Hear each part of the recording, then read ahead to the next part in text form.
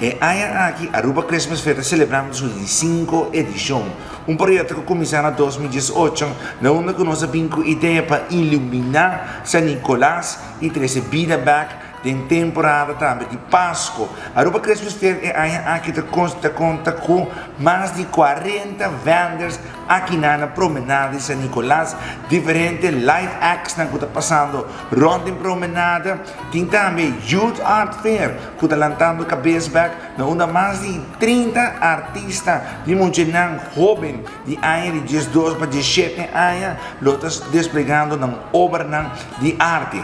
E também nós decidimos de 13 o projeto de Art Expression, que toma lugar em prisão aqui, onde nós pedimos 10 diferentes secções de prisão para explicar nós que está a justiça para nós e na desplegar a cena de arte bonita e essa aí nós decidimos de passar de art fair, pero de hey, vai pôr no Christmas Fair também para ser público total por veita, tudo é obra bonita que agora trabalha em prisão. Sim, é uma noite para a família completa, é uma noite com mais de 40 vendors aqui no distrito de São Nicolás, com música, comida, entertainment. É a única coisa que falta da abo e a família aqui na 7 horas da noite na São Nicolás. Mas essa é a nossa tour.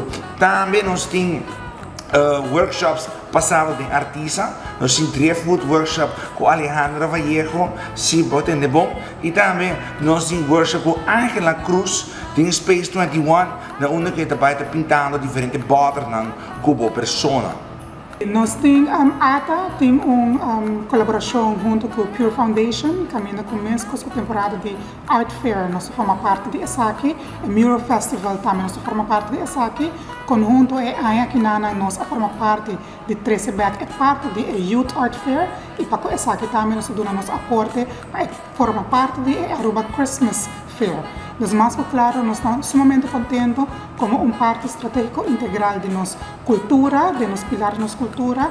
Nós formamos parte de essa aqui também para dar sustento e também para eigenlijk é uma boa menina na comunidade e você não bem bem São Nicolás, porque São Nicolás está lá metendo nós. Eigenlijk é jeito tique mais na temporada de Páscoa.